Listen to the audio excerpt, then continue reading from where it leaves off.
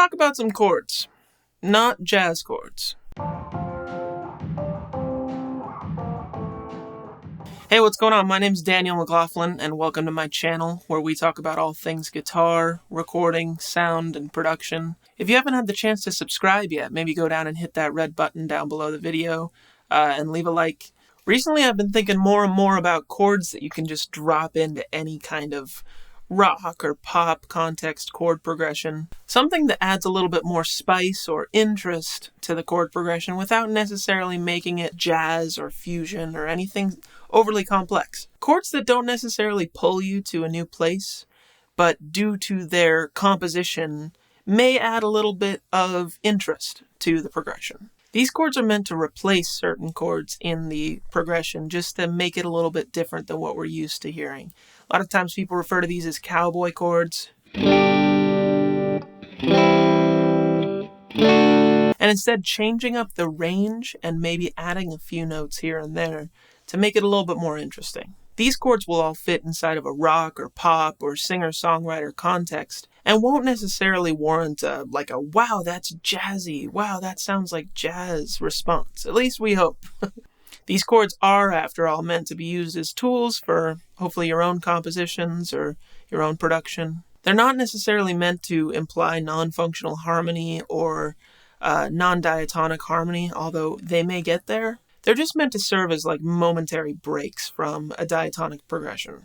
Because we may know that the jazz sound of a chord comes from the addition of a seventh in the chord, we're going to kind of avoid the seventh in a lot of these chords, just because we don't want them to be connotated as jazz chords. We can hear jazz chords any day of the week. These are meant to kind of stay in a pop context. Sometimes these chords are going to have long, complex names. I'll try and shorten them to the best that I can, but try to remember them for the emotion that they offer. I'm going to try and describe that as well. The chords also need to be set up properly, so I'm going to write and record and produce a little snippet of a song for each one of them just to show the context. Okay, so the first chord is actually one of my favorite chords.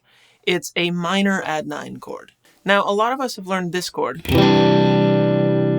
as kind of that weird second chord in the song Sweet Child of Mine, right? This is a C add 9 chord. I've always wondered why people like it, but the ninth extension sounds great on a lot of chords. It really adds a little bit more interest to each chord, and especially when you make this major add 9 into a minor add 9 just by sliding down that index finger to the first fret of the D string. Wow. That's an interesting chord. Now, I like to move that all over the fretboard, and by doing that, let's try playing an F minor add 9.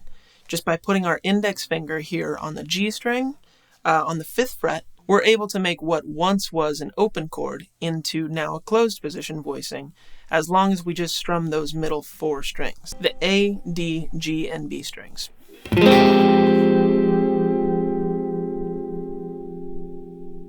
Sometimes I actually refer to this chord as the soap opera chord because it sounds like something that if you were watching a soap opera and something dramatic happens,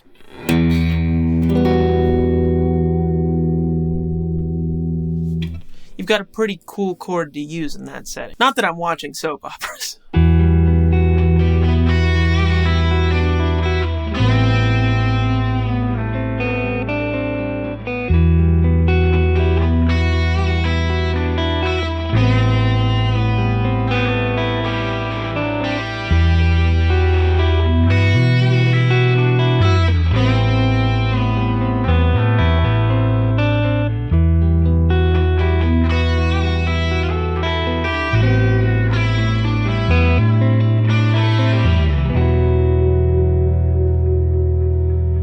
The next chord actually has to do with this chord that you may have played before. I'm going to play a B sus.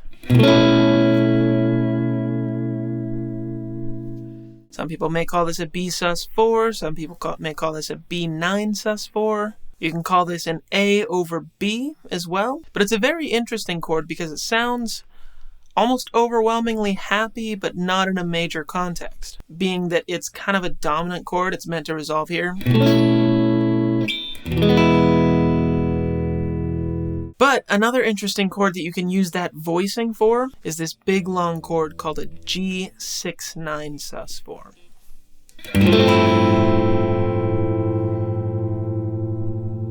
It's the same voicing. All we're doing is allowing that E string to ring out at the top and the A string to ring.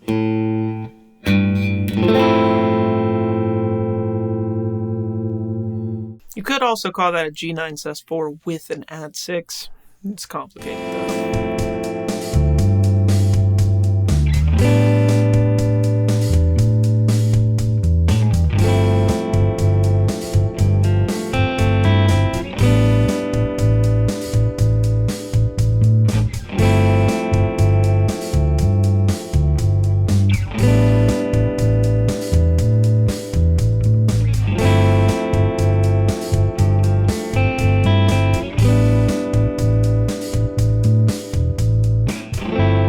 To another simple 9 chord. This is a different voicing that I really like. This is just a simple E major 9 chord open position.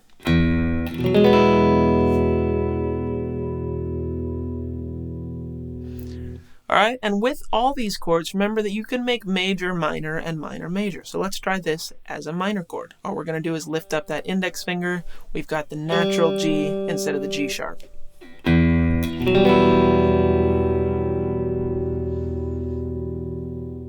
And from there, let's try transposing it. These chords are a little stretchy, they're a little hard to reach, so don't hurt yourself. Beautiful, right? That is an A minor 9 chord. Gets easier as you go up the fretboard too. This is a D minor 9.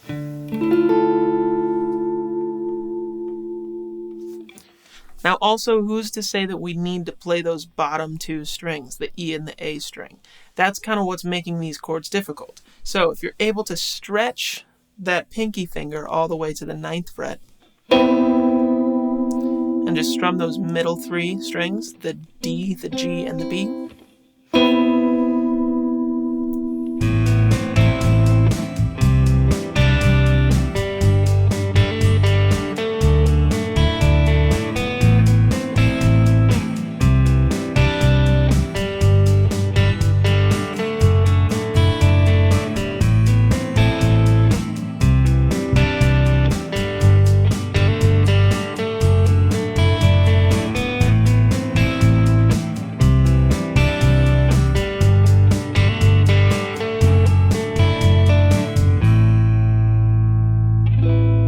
the next chord, or the next more like 5 chords, are all based around this A major thing right here.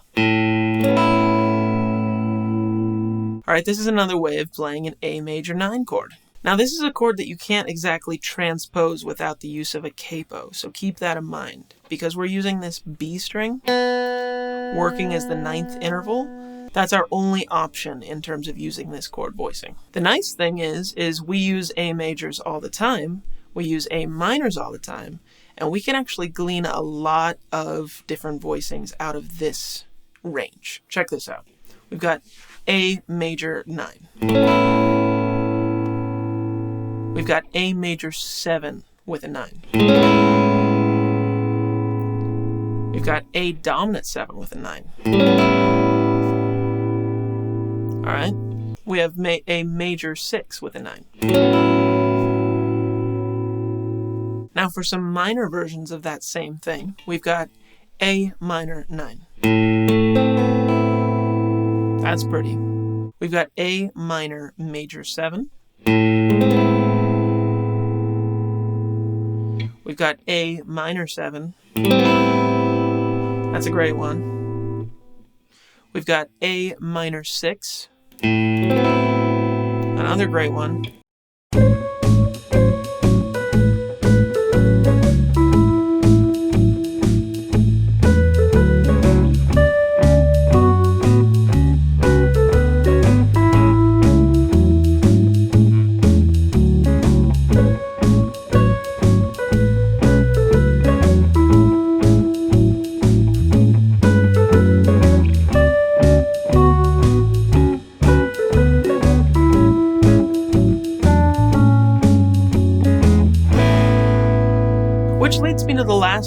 voicing, which is actually something that I used in that song, the theme from Songs from Quarantine. If you haven't checked that song out yet, check it out up here.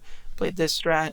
I was sitting in this exact same position, and the whole song was based around this theme where a major chord moves melodically to a minor major 7 add 6 chord.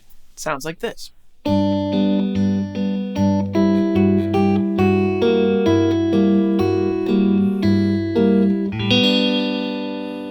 There's major. There's minor. So that's 5 or so voicing ideas that you can use to spice up some of your chord progressions. Notice that they're all mainly based around 9th chords. Now I've got a few more ideas for some videos like this. Let me know if you liked it. I've got a moving chord video idea, chords like this.